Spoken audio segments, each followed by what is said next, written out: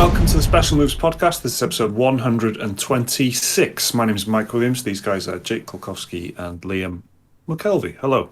Hi. Hello. Hello. Hello. Nice sunny day by the looks of it, isn't it, Jake? Oh, I've just finished work and I'm getting a bit of sunburn, so I'm having to, for those listening, I've got that hoodie around me like, I want to say I feel like Jon Snow in Game of Thrones, but it's too sunny. I just feel like some twat who's paid a lot of money to watch the tennis. Do you know what I mean? It's tennis or golf, yeah. You look like a casual golfer. That's exactly it, yeah. I just want to put it out on the record. Not a golf fan. So is there anything worse? I really don't. I listen to a lot of sports, like rugby podcasts. I've been listening to loads of rugby podcasts, actually, since kind of working from home for a few months and stuff. And they're all mad on golf, and I really don't get it. I really don't. Is there like some athletic, like, having an exciting sport, but then your downtime is then much less exciting sport? Golf is like the Destiny 2 of sport. Do you know what I mean? Yeah. It's like a sidearm sort of thing. So. I get that. Yeah. Sorry, everyone who likes golf. I'm sure there's going to be some abuse coming our way after that. But yeah, 10-year plan. So Liam, what have you been up to this week, mate? Couple games, nothing new, everything old. Been hitting every different era you can imagine. I've covered the PS1, the 360, and the PS4 era. All the best ones. Liam's, of course, talking about entire discographies. You know what I mean? Yeah. No PS2, sadly, not yet. I'll remedy that next week. I'll find something. Okay. You've been hitting up some all-timers. Some real all-timers, I think. So, because I finished watching Castlevania on Netflix, the animated version, and I thought, I like Alucard. You know what's a good game? Symphony of the Night. I've got that on PS4. I'm going to play that. And I started and finished it in the same, day. How long is it? Oh, it's really not long. It took me 5.5 hours to do. But right. If you went in blind, it would only take you about 8 hours. It's not a long game by any means. But man, that game holds up. It holds up so well. It's still the pinnacle of Metroidvania games for me. Even better than Super Metroid, which everyone says is the best one. It's so good. As an action RPG, it holds up well. Sure, the dialogue is bad, but it was the PS1. All dialogue was bad back then. Yeah, or non-existent. Or non-existent. Yeah, right, exactly. What are you playing it as part of? Was it that collection that they put out, like Rondo of Blood? It was, yeah. The PS4 collection, which is a port of the PSP version, because there's 7 different versions of Symphony of the Night. But this one, it's good. It's got a bit of an updated translation, which does get rid of some of the classic lines, like, what is a man, a miserable pile of secrets. Yeah. That's not in it anymore. Still some, really... Why would you remove that? I know. What has to go through your head to think, nah, we better change that? It's disgraceful. Disgraceful. Basically.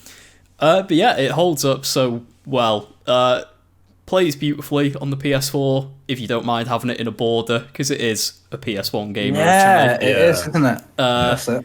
But the pixel art and the sprites and everything is all really nice, and how it blends with the real.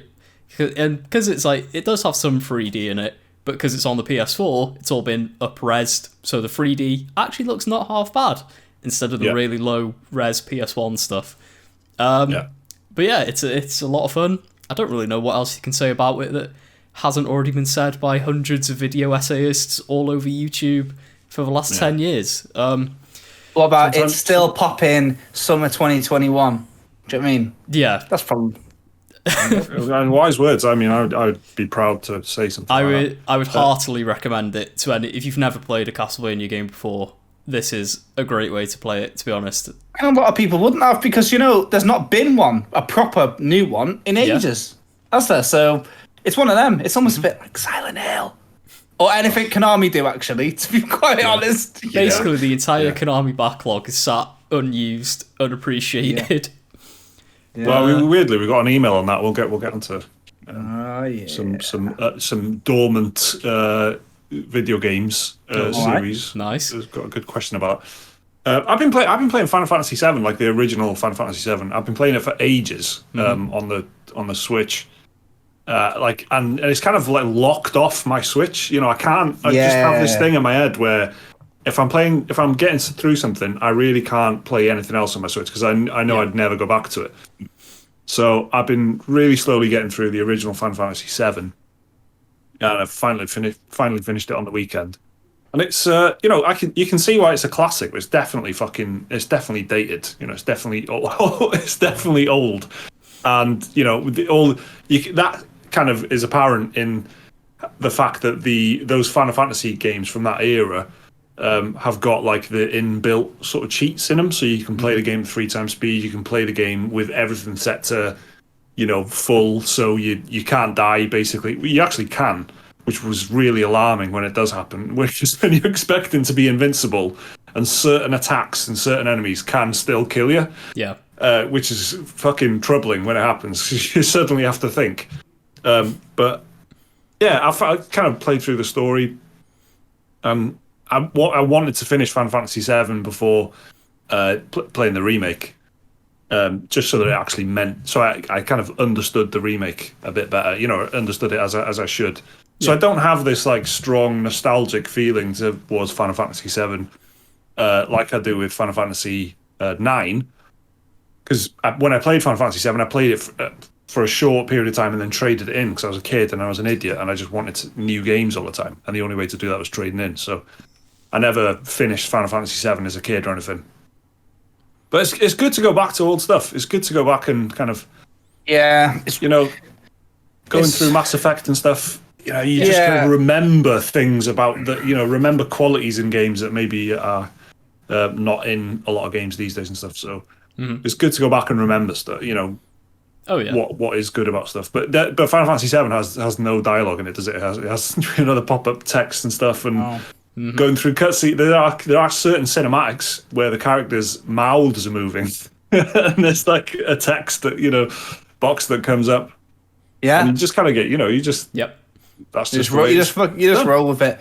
The sound when you didn't have 3 times speed, the soundtrack just gets burnt into your head, obviously, because it's like this MIDI orchestra, isn't it? So and the sound effects are like sped up as well, obviously.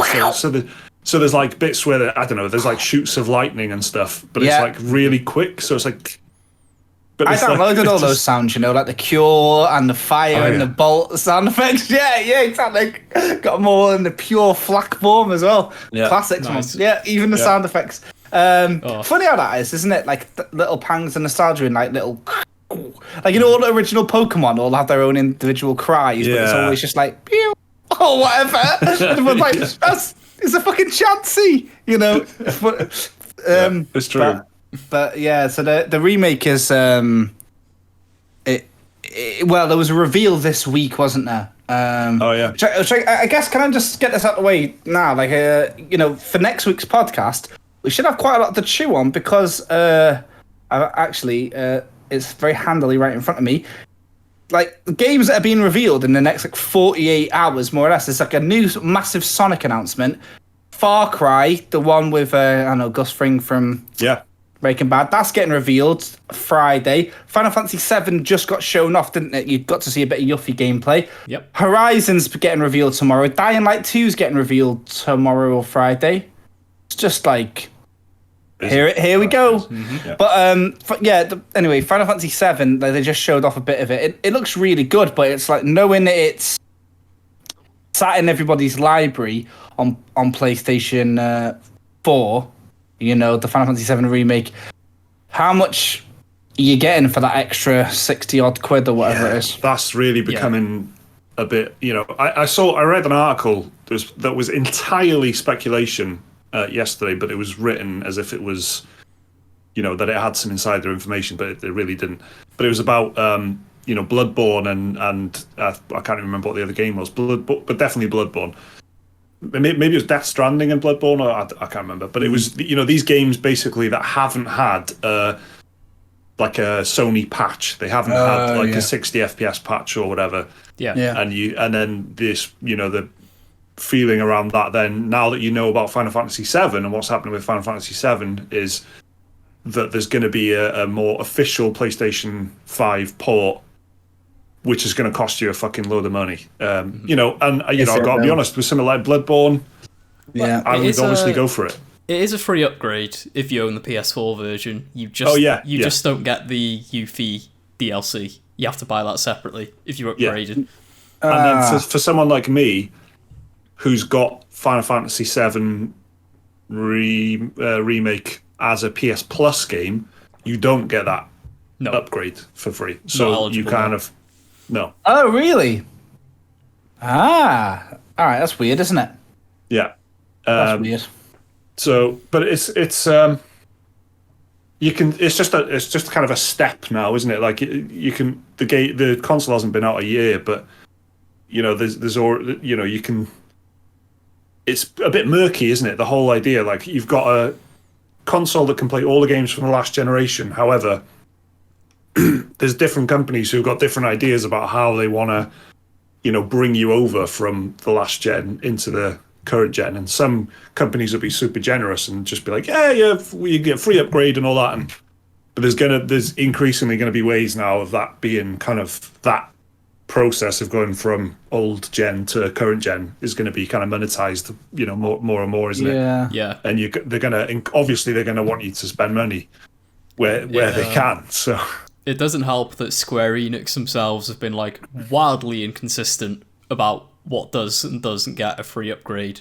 Like Avengers was a completely free upgrade to the next gen version. Outriders was the same. If you bought that, you got PS4 and PS5 version, I think. At least if you bought it digitally. And then, but yeah, now they're like charging for you. So PS Plus people can't upgrade for free. If you do own it, you can upgrade for free, but you don't get the DLC, or then you have to buy the complete package on PS5 for full 70 quid or whatever it's going to be. Yeah. And you already have that like situation with Call of Duty and stuff, which is, you know, to begin with on PS5, which is a fucking nightmare because you couldn't see which version of the game you were downloading, but you actually buy, it kind of goes to pains to say in the store that you were buying the PS4 and PS5 version of Call of Duty. You know, you couldn't just buy the PS5 version or whatever, even though I would never need the PS4 version ever again. I kind of had to buy access to it. Like why even specify that almost? You know what I mean? That's the problem now because you've got the same PSN, you know, ecosystem, but it's on two different consoles now. You know, essentially. Mm-hmm. So, yeah, I don't know. I mean, maybe we'll see something interesting at E3. It's close now, isn't it? It's close. I mean, it's the end of May. Yeah, which I can't believe. Well, I fucking believe how quickly it's gone. This isn't a plug.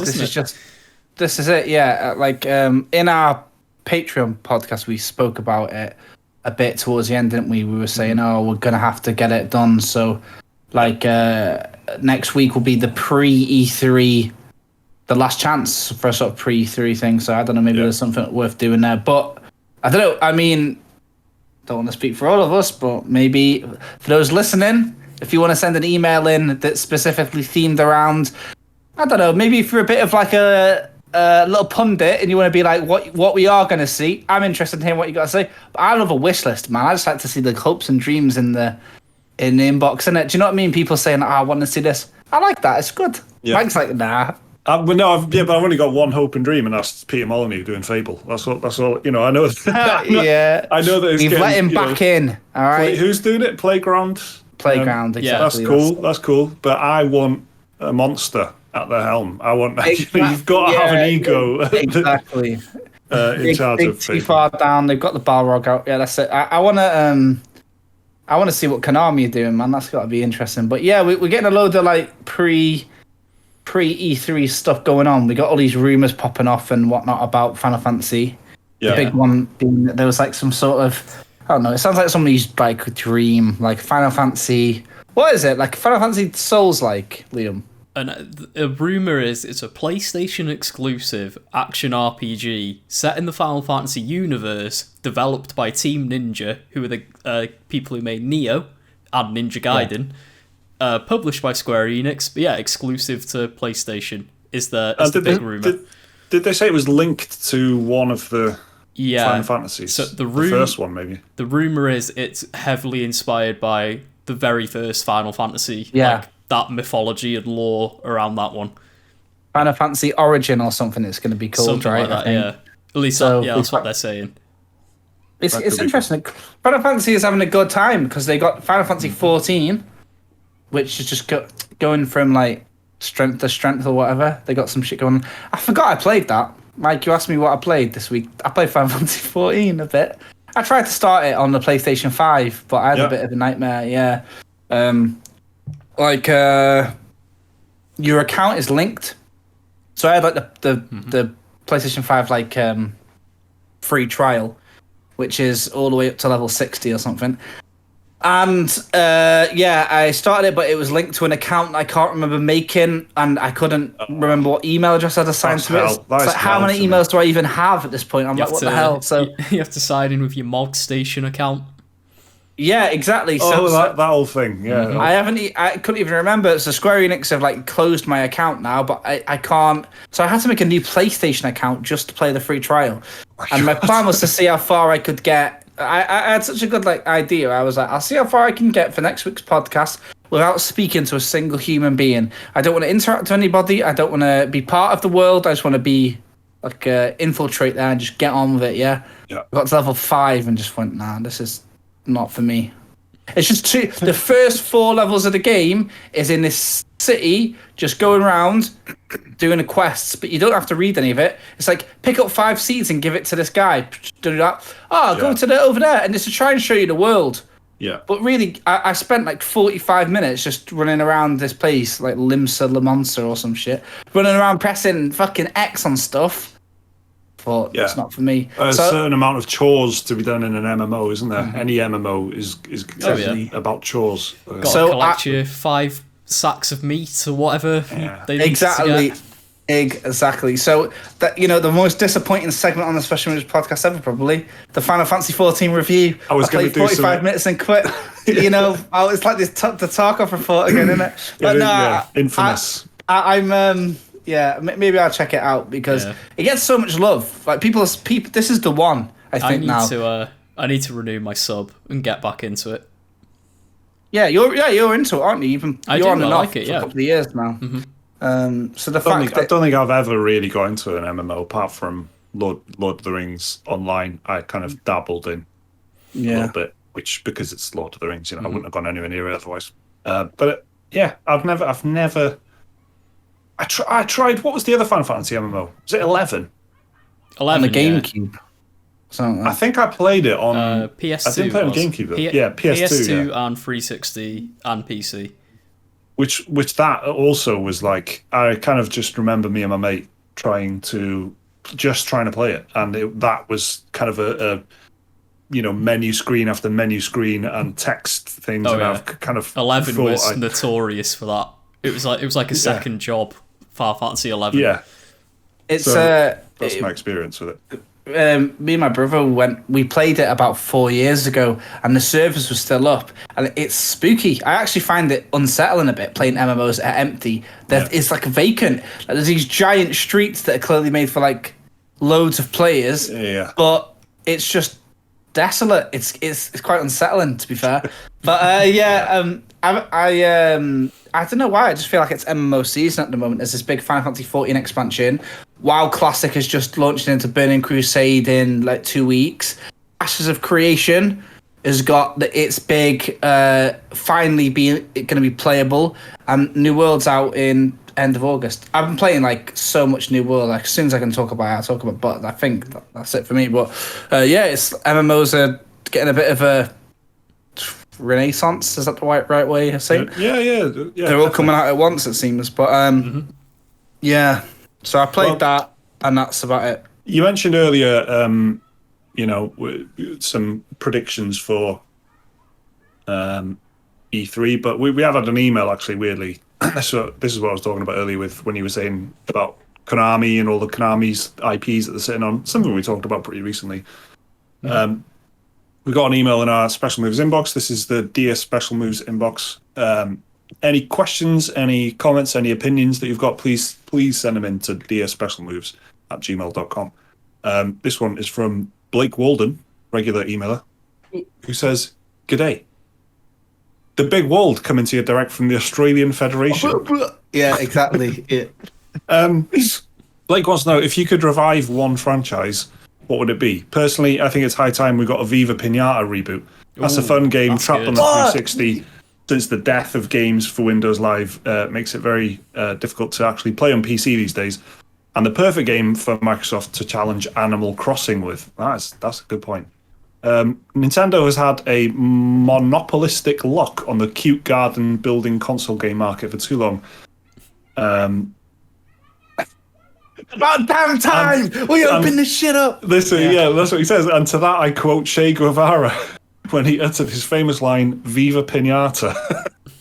Something like that. Blake Walden, fuck, that is a t-shirt, innit? Che Guevara with Viva Pinata on it. Yeah, that's a classic. That's so Do you know what I had to really try to not interrupt then, because I was genuinely going to say something like that, like Viva Pinata or something, but mostly as a joke, because the answer is definitely Silent Hill. Yeah. I would really love some ports of Silent Hill, because it's so difficult to legitimately play. Well, especially the first one. And I was looking, I wanted to buy it, a few months ago, and it's 50 quid, Very expensive. at least 50 quid Even on higher now. eBay. Yeah, it is, and so it's 50 quid for like a disc on its own, maybe, and that's if you're lucky, and it goes up. It's like I remember years and years ago, I got Silent Hill 2, 3, and 4 on PS2 on eBay for like 20 quid for all three of them. Nowadays they go for like 60 quid each.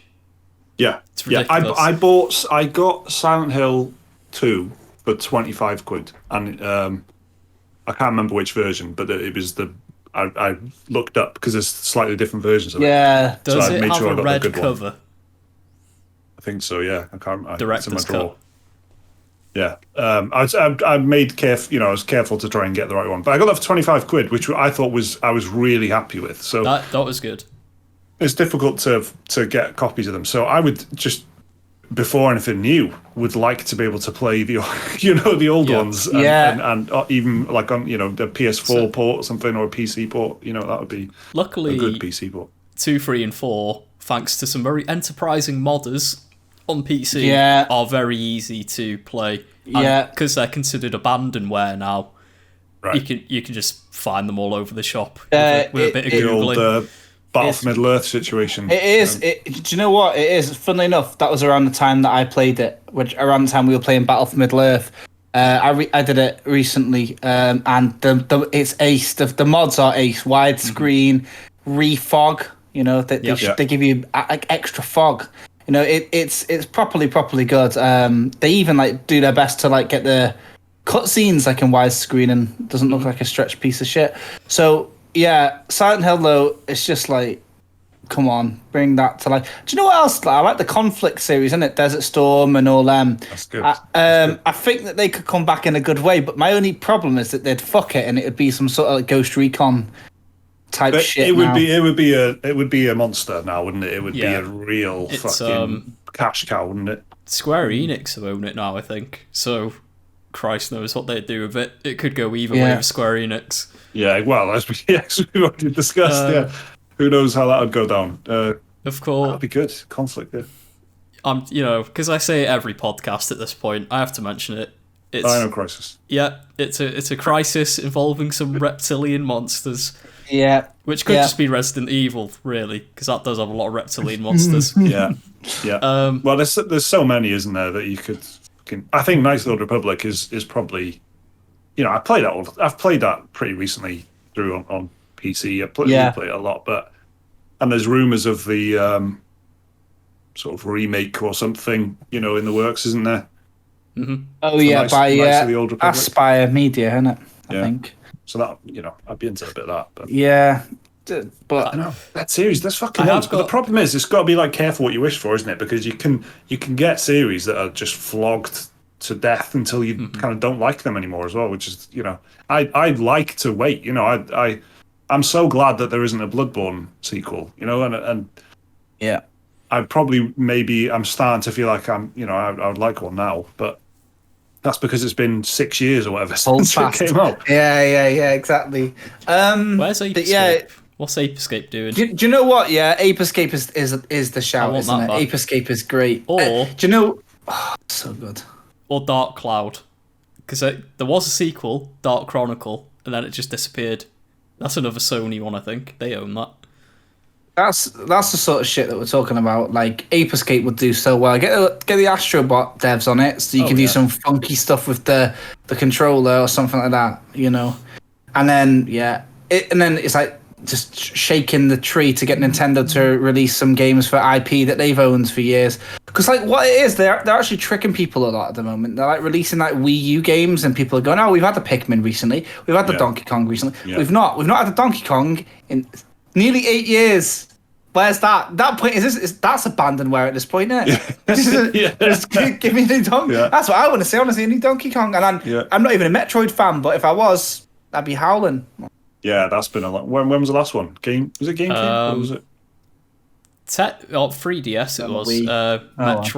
Metroid Samus Returns. It was like a remake of Metroid 2. Oh, right. And it was good. It was really good. But yeah, that was like 4 or 5 years ago at this point. Yeah. Yeah. That's a while.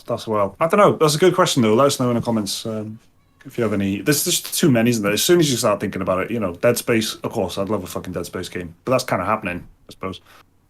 What's that game? What's it called? The fucking Tarkov report or something. The protocol, the Callisto Protocol, it's called. Oh, that's it, yeah. Okay, basically, And it's set in the report, PUBG universe for whatever It's set in the reason. PUBG universe. Oh, yeah, that is weird. Yeah. That's right. Yeah, I remember thinking the Returnal was kind of like, you know, I kind of had it mixed in my head. I don't know if they were announced close together or something. But I kind of had Returnal confused with that. I think they were. A little bit. I think they were. I think Returnal might have been shown off at PlayStation's second PS5 showcase, and Callisto Protocol or whatever it's called, Callisto Project or whatever the heck it is, was the Xbox E3 showcase last year.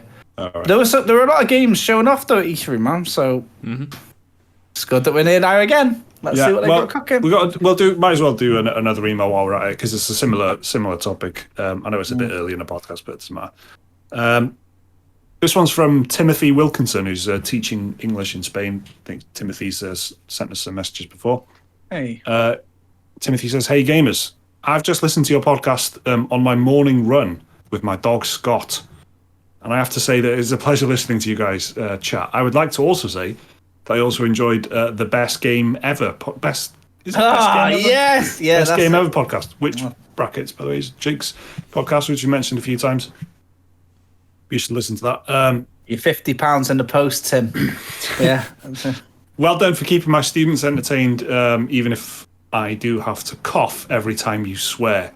Doesn't matter, they have to learn. I'm really sorry about that. I swear all the time. I think I swear more on the podcast than I do in real life, but I don't know, maybe I swear loads in real life as well.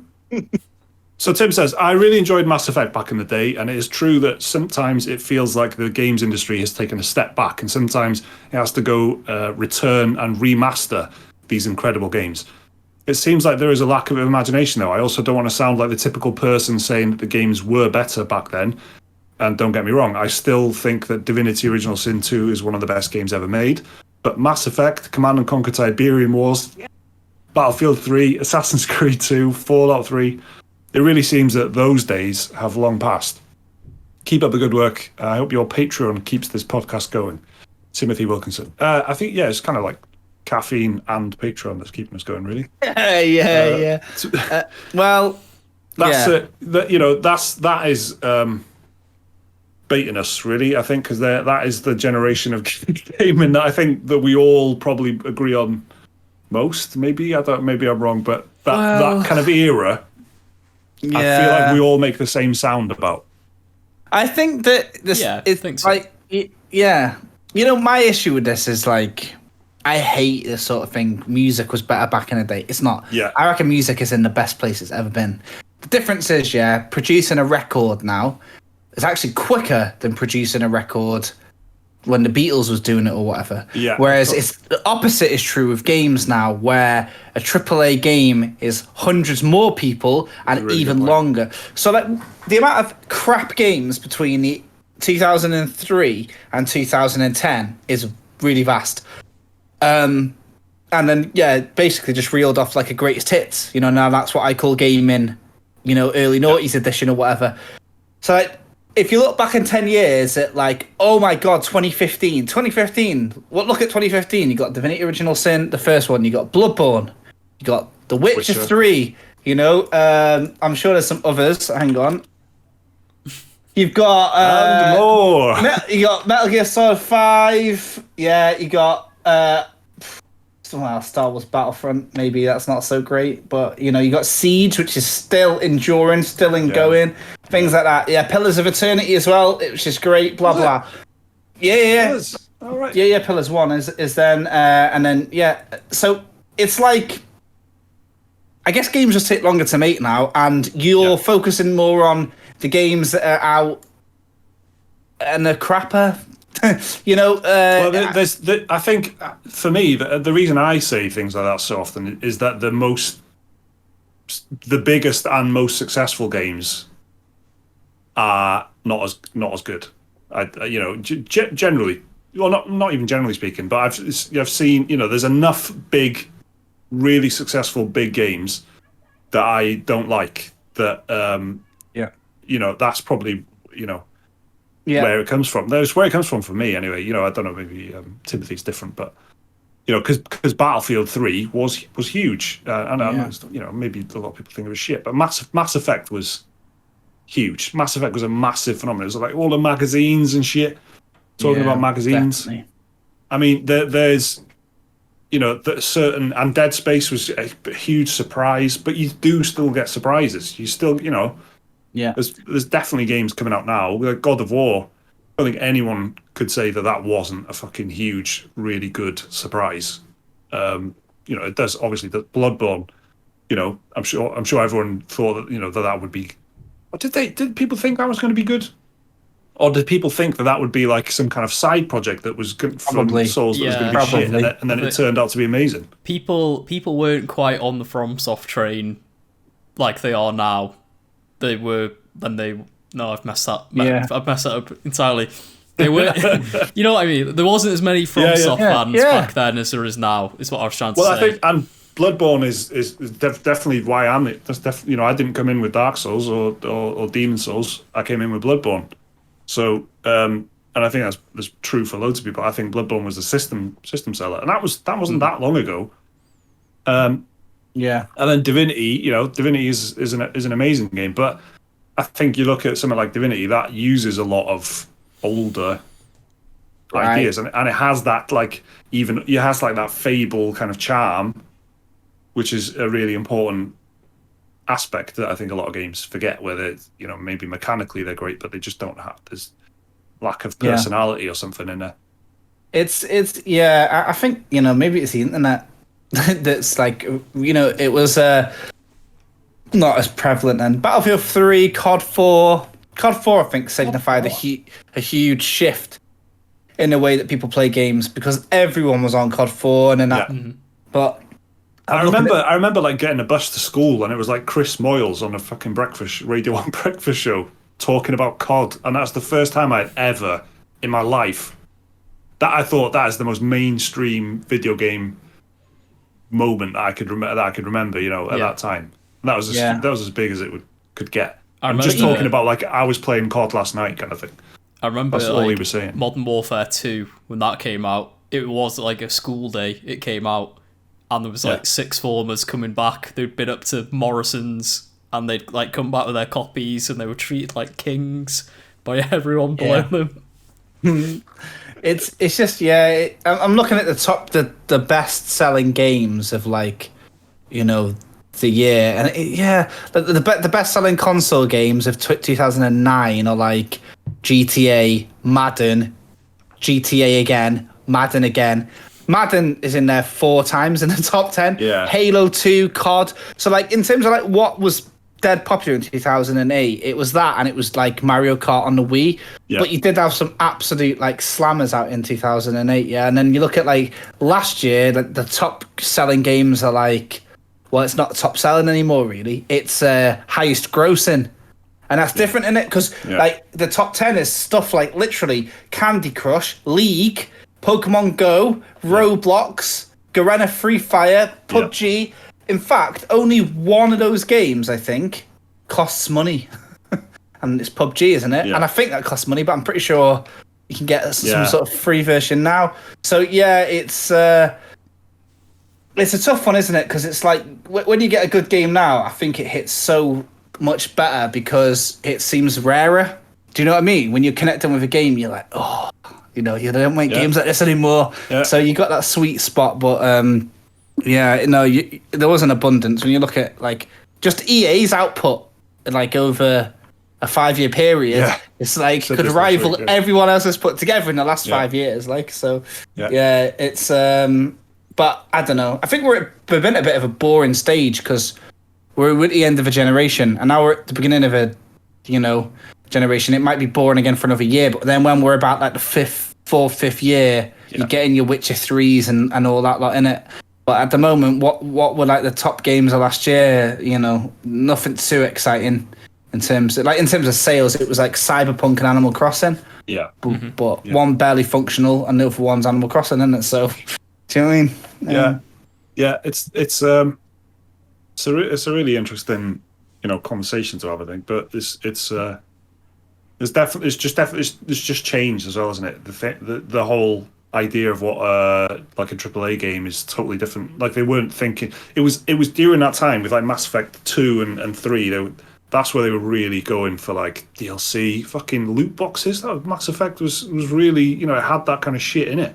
I think the multiplayer in Mass Effect 3 had, some system tied to it that was basically microtransactions. I can't quite remember, but and Uncharted. Which one of the Uncharted games had?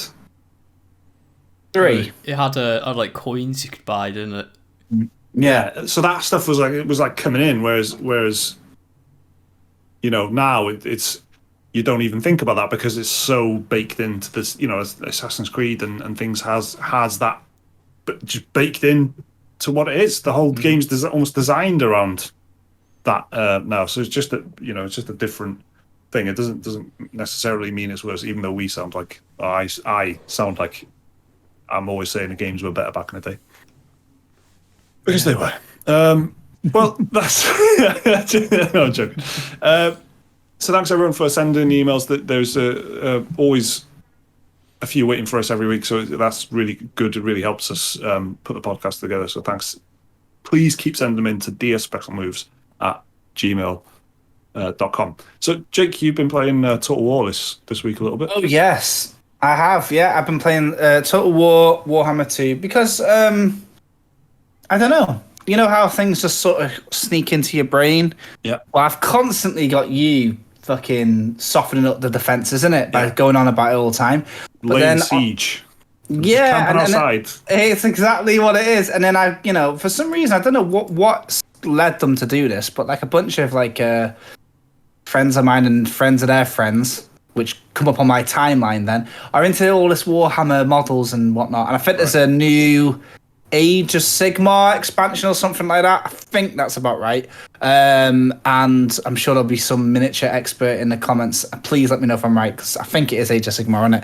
Yeah. They've had some sort of expansion. I'm working on Blood Bowl 3, which is like kind of related. That, but yeah. But it's a big thing though, right? It's a big Games Workshop, right? So it's all in my head. And then I've got a new PC now, haven't I? So I was I don't know what the heck I've done. I really don't know what I've done. How it's happened, why it's happened. I didn't install the first game. This is really true. Mike, I'll screen share afterwards because it's so unbelievable. It's weird. I just downloaded Total War Warhammer 2. Not the first one, just the second one. Yeah. But I can play Mortal Empires, and I've got every single thing unlocked, and every race, Tomb Kings, all the DLC, everything. I don't know why. Yeah? I think it's probably because you're part of the Illuminati, isn't it? I can't remember. Sega did give me a key, but I thought it was a regular key. But even then, I thought you have to download the first one installed. No, they changed it. They've and to be honest, that's why I got back into it because I've for a couple of years I thought Warhammer 2 just wasn't what Warhammer 1 was. I thought Warhammer 1 was the best, and I was still playing Warhammer 1. Right. Because in Warhammer 2 they had the huge, so they put the two maps from both games together, and the turn times were fucking forever. And I just hated it. I just didn't, I thought it was too big and too bloated, and it wasn't good. So what they've obviously kept working on it and streamlining it, and crucially things like the turn times are really dramatically reduced to be completely acceptable. And obviously your hardware helps that. So if you've got acceptable. Well, they are, yeah. So you've got, improved hardware. You've got a new PC. I got a new PC to play this. That's how much I like it. Warhammer. I got a fucking big expensive PC just for Warhammer, basically. I'm that guy now. I'm that age. I'm at the dad level of getting a fucking flight sim PC.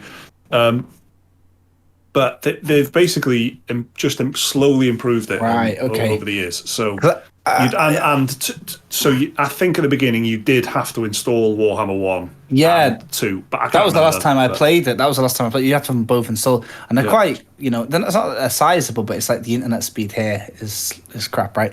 But anyway, so I didn't realise I had all these things unlocked. Like, I have like the Wood Elves and whatnot.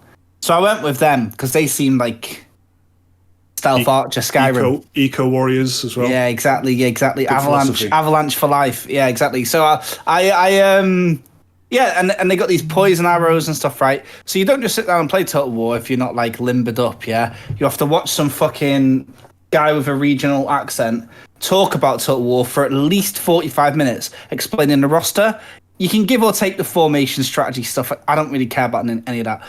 Because I think I know what I'm doing with that bit, or that's the bit that I find the most fun. I'm like, oh, my spears all got levered by some rock slingers. I better, do you know what I mean? The rats have appeared out the ground again. Whoa. So anyway, so I'm reading up on these dryads, 45 minutes in, and I thought, all right, that's for me. But the campaign ahead of me then is literally like the story, like each race has its own like little story that you play. Your own goal. The dwarves is just like, I don't know, kill the orcs and just like write people. You got like a death note or whatever in it in the book of grudges. The book of grudges, yeah. Anyone that pisses you off, you just write that down, you batter them. In the fucking book, yeah. That's it. So that was who I played every time. But the Wood Elves, I thought I'd go conservationalist. Do you know what I mean? And I went for them, and the whole campaign is literally this. Stay in the forest, stop people attacking the forest. Then go to another forest and connect that to your forest. So if people attack, you can just do that. So it's pretty much just chilling in the forest. Yeah. I've had about 25, 30 turns or something. I don't think I've moved. Yeah. Right? Because it's like, my lord. And do you know what it even tells you? It even patronizes you and goes, my lord, make sure you get your army back because although there's no clear threat, I can sense a threat. So it's like, all right, so in like, 2 or 3 turns, someone's going to just appear at my doorstep. And it's pretty much just that. I am just literally like Mirkwood Elves, isn't it? Just hanging about with some eagles. It's an amazing... The game's so big now that the variety is amazing. And that kind of thing is good when, if you play it a lot like me and you want something new every time you go in, well, that's a completely different experience to almost all the other races. There aren't many, they'll just even. So you say Wood Elves, but then there's like 4 or 5 different lords within the Wood Elves, and there's variety between them even, which is that's when you've been playing it a lot, that becomes great. But I wouldn't recommend it I wouldn't recommend them as like a. It's coming in fresh. It's like a tower defense game, basically, the campaign map. This particular general, I think like the lore is something like he's born and lives for 13 years and he's got to get as much shit done in that time before he dies and then he's resurrected anew, but he's got like no memories or something. So if you're this lord, you're basically you're like the protector of this world tree, and then you have to like unite all the other woodland elf clans and then get the world roots all sorted and that. But if you're another like wood elf, I think you can poison the roots and become the champ or something like that. So I didn't go for that one. I went for this guy because he's like a healer protector, and I've had a good time because I'm playing around with these little mechanics that are like, well, poison slows these people down. So, and the archers that I've got can run and shoot, so I can just kite everybody basically, poison everybody, run, and then if they've got armor, no problem. I've just got some little eagles and whatever, swoop down. It's easy to recommend, but the cost of it is quite eye-watering, really, when you don't really get that sense of it being a huge fucking endless, toy box without having all the DLC, and right. It is in that zone of like a Paradox game now, where when you buy the game, you're basically buying the fucking starter pack, and if you want to keep playing it, you need all the other Pokemon expansion sets to get the fucking, to get that sense of I can do anything with this game. It can really go especially anywhere. if you get it now, because like when the game came out, and I don't think they like locked anybody behind a DLC when it came out. So everything that you saw when you load up the game is playable. It actually did. The first one, it was quite a bit of Warhammer an 1. outrage. Yeah, but in what they did, I can't remember what they did with 2. I don't think they did it again. But with Warhammer 1, they had 5 races, one of which was Chaos, which is the main, one of the evil main villains. force. Yeah, and you couldn't have them unless you pre-ordered it. And then after if you didn't pre-order it, you only had there was a bit of outrage over that. And so then they said, okay, we'll give you a week to claim it or something in the opening week. But then after that, the Chaos were kind of broken off as £13, £14 DLCs. Wow. So it isn't great. But then I've got all the stuff. I've got all the races and things, and the scope of the game is amazing. Yeah. It seems huge now. That's what I mean. And I'm really privileged because basically I didn't even know this was really a thing until I worked in the games industry. But you get a special code, it's like a regular game key, but it unlocks everything. And as things get added, it's all you can eat buffet, but a Total War. So so I see all these things, but nothing's locked up. But I can imagine if you bought the game now and it was Tomb Kings were locked off, Chaos, Beastmen, Wood Elves.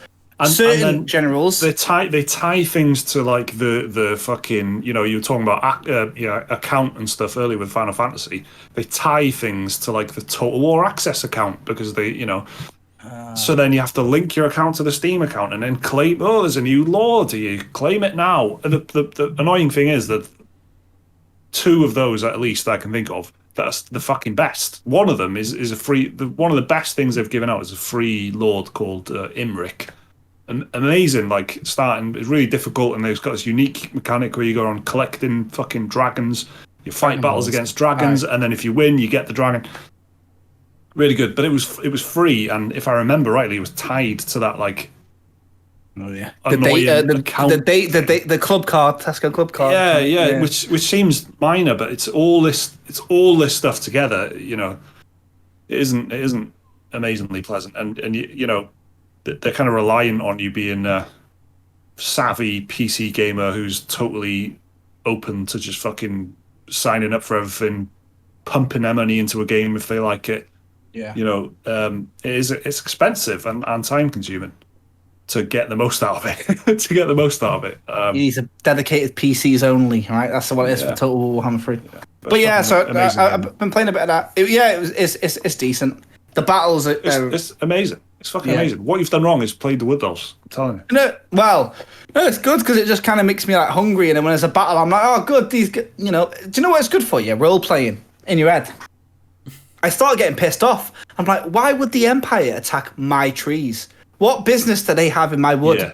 These trees are my friends. Exactly. No, I'm a regular old tree beard, mate. That's what I'm on about. I'm like, I've eradicated the greenskins in front of their eyes, and the Empire's been just up there. Why would they fucking come to me? Yeah, death to all. It's good for that because you've touched on it there. It's a great. I said last week I've got Mass Effect and I've got Total War Warhammer 2. I do not need anything else. I mean that it's an amazing role playing game. All the amount of flexibility you have, just customizing the characters with armor, and they've got their own quest battles and stuff. They've got stats that you constantly get to work on. You level up every time you have a battle, basically. So there's a huge. It's a great RPG. You know, not just a strategy game. That's cool. I'm glad you played it anyway. Yeah, I'm looking forward to playing some more. I was just looking for a game that, because I was getting a bit sick of, because I'm playing loads of New World, but I can't talk about it in it. So I thought I'd play, and I don't want to get, and you know what it is? Like, I'm going to wait for Ratchet and Clank now, which is, Liam, is it the 10th of June or something? I can't remember if it's June or July. Oh, don't say that. I genuinely can't remember. I want to say it's June, Alright. but don't quote me on it, because I am not 100% sure on that. I'm going to be getting on with Mass Effect for a while anyway. I think I've got yeah. plenty to sink my teeth into. It's 11th of June. We can quote Liam on that. Okay. That's it. Yeah. That's a couple of weeks. Just over a couple of weeks. That's all right. Yeah, exactly. It's not too bad. 2 weeks and 2 days. That's pretty good. That's sooner than I expected, to be honest. Yeah. It's all right. Should we do some new games then? Go on. There's quite a few to get through this week.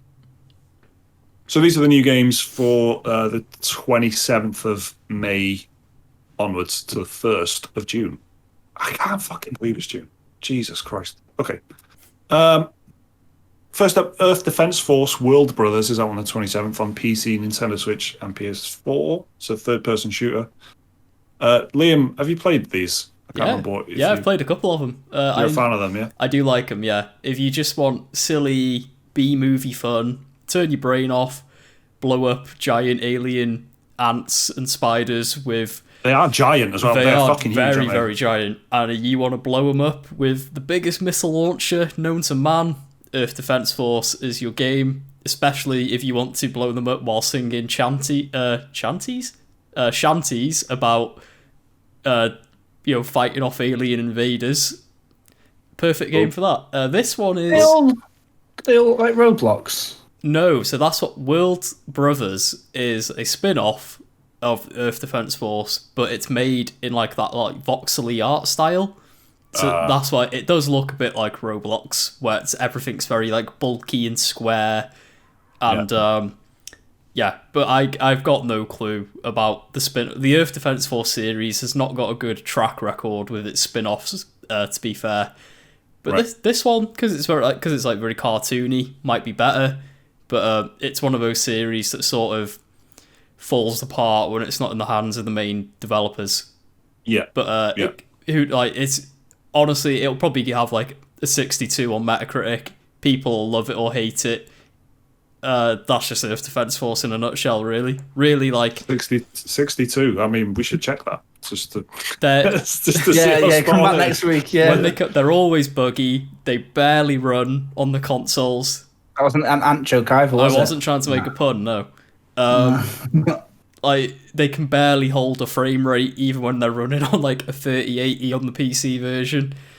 They should... It's sort of Deadly Premonition sort of like levels of enjoyment for the Earth Defense Force games where they're really not that good on paper, but somehow they defy all the odds and still manage to be like a bizarrely enjoyable experience. Okay. The same day, MechWarrior 5 Mercenaries is out on Xbox One and Series X. I actually played a bit of this.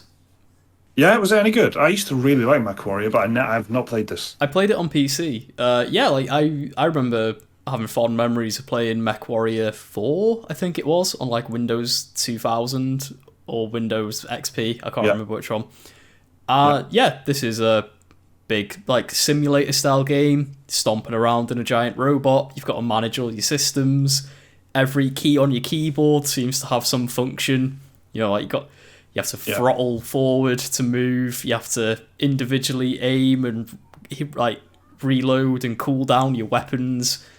It was fun from what I played, but it didn't grip me. Like, maybe I've not heard a lot about it really. Yeah, it sort of came and went, which I remember like fans were like clamoring for a new MechWarrior for years and years, but this one just sort of flew under the radar completely. It surprises me, you know, the amount of like inane simulators that are really, really popular. You think of one with like giant fucking mechs. There would be more of like a thing for it, you know. that like simulatory appeal, but Yeah. I don't know, with some shooting. I wonder how it's going to work on console. Because you need every button you can get in that game, from what I remember. Fucking radial menus everywhere. It's going to be R1, L1, R2. All of them are going to be like radial everywhere. Menus. Yeah. Definitely. But yeah, like it was fun from what I played, but yeah, the missions were just sort of. It has a bit of like an Elite Dangerous vibe to it, where you're just taking on jobs, completing contracts. Right. Didn't really feel like I was making much forward progress at the time. Okay. But blowing stuff up was fun. So it's MechWarrior 5. Super Bomberman R Online is out on PC, Switch, and PS4, which is a battle royale. Yeah, Super Bomberman R is a weird game. It was a Switch launch title originally. Yeah. One of like 3 or something. One of 3. I bought it like an idiot. And it was okay from what I played. It's just Bomberman. Yeah. I don't know what a battle royale mode's going to do. I imagine that'd be quite fun, actually, if you're doing like multiplayer Bomberman, and you're all trying to it's 64 Bombermans. If you was wondering how many Bombermans are on the screen at once, I wasn't, but thank you. That's good information for people who might be interested. Bomberman 64, fantastic game, by the way. If you ever played that on the, I used to smash Bomberman on the Xbox Arcade. You know that Bomberman? Oh yeah. That was one of the first ones I remember that had cosmetics and all that. Tied into your avatar and all that, mate. But Bomberman was pretty sick. I mean, it's Bomberman. Sorry, go on, Liam. Do you want to say anything else or? No. I wrap up. It's just Bomberman, yeah. Okay, so Warhammer Age of Sigmar Stormground is out on the same day. This is the 27th of May still. It's coming to PC, Nintendo Switch, PS4, and Xbox One. So one of these turn-based strategy Warhammer games. I had a look at it on the Switch store, actually. It seems okay, but it's a lot of Warhammer, like, there's a lot of Warhammer 40k games. So this is Warhammer, like Jake was saying earlier, this Age of Sigmar, which is a relatively new thing, which is more fantasy. It's based on the same. It's an evolution of what the Total War Warhammer is. It's the Age of Sigmar. I think it's like it comes after it or something. Yeah, it does. Yeah, I think it's like the games. The Total War is based on one called like the Old World. Yeah. And Age of Sigmar's like, I mean, I just want to point out, it looks so much like we know exactly what it is, but we don't want to admit it because of how nerdy it is. We actually don't know. We have like a faint, which is always how. Well, I was on a call with somebody about, I was telling my mate was painting these miniatures. He was showing me Age of Sigmar, and I was like, "That's the Empire. I know that from my game." But what's the one I've been playing called? Is that just called Warhammer? Yeah, but it's called the Old World. Yeah. I remember buying the first bit of Warhammer, the actual models I bought when I was a kid. I used to be friends with these kids who were like, they were big into the 40,000 stuff, and then I bought an old Warhammer set because it was the only one I could afford. Yeah, and they were like, "What the hell are these? Oh, you've bought old Warhammer." It was like the biggest. Get on a jetpack, you fucking freak. Yeah, where's the chainsaw? There's no fucking chainsaw. So that's it. There's Warhammer Age of Sigmar. I'll it's a Focus Home interactive game, so you kind of have some idea what to expect. Say no more. Innit? Yeah. But I'll always remain open, especially when they're on the Switch, because I do like a bit of turn-based strategy and stuff on the Switch. So. I'll have a look at that, see if it's any good. There's the next day, the 28th of May. This is the Friday now. Song of Horror is out on PS4 and Xbox One. Which is a survival horror. Yeah. Never episodic. I worked Protocol on it Games. I did the original early access launch. It's like one of the first games I ever worked on. Right. It came out in episodes, and it was... It's like AI generated horror. Like the creature adapts to how you play and all that sort of thing. That's like one of the big things that they were talking about when it came out. But it's like in 5 chapters, and the first one's free on Steam, and then they released over and over and over. But it got some pretty good reviews from when it came out. I remember it's like tank controls, sort of. fixed camera sort of thing in one of the chapters and the other one. So it's different styles, but it's a bit indie team make a horror game. If you like that sort of thing, all those types of games, it's just one of them. Okay. On June the 1st, which is Tuesday, yeah. Ghosts and Goblins Resurrection is out on PC, PS4, Xbox One. I used to love playing the original Ghosts and Goblins as a kid because I liked the aesthetic of it and whatnot, but it was very hard. I remember that, and I suppose this is also going to be just as challenging. Yeah, I would imagine so. This is already out on Switch at the minute. Right. It just had like an exclusivity period for whatever reason. I mean, just looking at a single screenshot of this, I can tell it's fucking brutal. Like, this looks like a tough game. Yeah. What else we got? Necromunda Hired Gun is another Focus Home interactive game. Yeah, that's another Warhammer one, isn't it? It's the first-person shooter. It's out on PC, PS4, PS5, Xbox One, and Xbox Series X. I might keep an eye on by a company who I've not heard of, Stroim On Studio. Just call me. I saw a trailer for it, and it looked very almost Titanfall-ish. A lot of wall running, a lot of sliding on the knees, a lot of but also while wielding big assault rifles at the same time. Yeah, it could be good. It doesn't look terrible. Focus Home. You never know what you're gonna get. So yeah.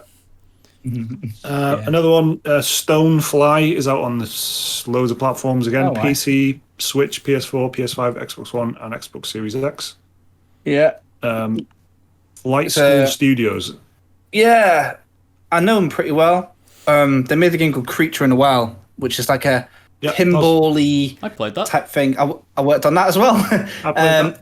And this, so this is like them fully focusing on like a story-focused game. I've got to say, the art style for this is like, that's like, if you look at pictures of it, you're like, oh, it's a Creature in the Well.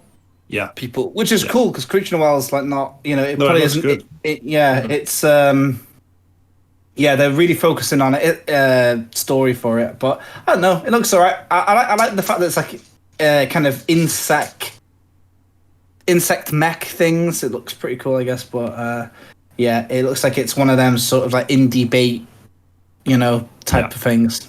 Yeah. And then finally, Virtua Fighter 5 Ultimate Showdown is out on PS4. It's also a PS Plus game. Yeah. Day one PS Plus game again. When's the last time a Virtua Fighter came out? It was long time ago. It was this one, but 8 years ago on PS3, I think.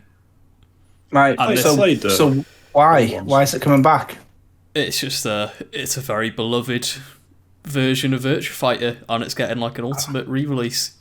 Although technically you can play this already, because there's a full version of it in Yakuza 6 and Judgment. For whatever reason, the full version of the game is in those games, and some modders found out about it, and they're like, yeah, you can play the full Virtua Fighter game in Judgment if you want. And so it's not like you can step up to an arcade machine in the game and play it. You actually need to that's how you go do under the. Is that how you do it? It's always an arcade machine, isn't it? In Yakuza, you walk into a Club Sega, you open the door, you walk up, you put your 100 yen in, whatever it is for a play, and you get your life, and then it just transitions to like full on Virtua Fighter. Cool. Well, that is weird. Good to know, I suppose. That's cool. It's cool. Yeah. So that's it. There's quite a few things coming up there, isn't there? So yeah, and again, like just for those who have already forgotten, we're also anticipating Far Cry, Sonic, Final Fantasy, Horizon, and Dying Light news all in this week. News being important. All those games aren't coming out next week. No. We're just gonna get some news on. And a lot of these, like we haven't seen Dying Light 2 in years. We've not even seen Horizon Zero Dawn properly. Sonic. Say no more in it. But there's going to be something. If it's not Adventure Battle 3, I don't want to know. And if it is, I'll be very happy to come back next week. Right. Well, that was the Special Moves podcast on an emphatic concluding note.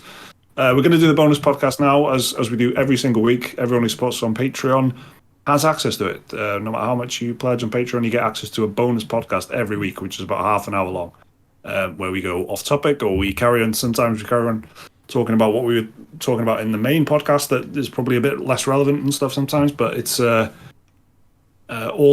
good stuff. So that's the bonus podcast coming up. It comes out, when does it come out? Every Monday, isn't it? That's when we come out, yeah. It's usually every Monday, but my work schedule is a bit erratic at the minute, so I try the best I can, and that's my sole defense. And that's a promise. That's a Special Moves promise. Exactly. So we'll see you again next week. Thanks for listening. Thanks for watching. Thanks for supporting. Remember to keep your emails coming into dsspecialmoves@gmail.com. See you soon.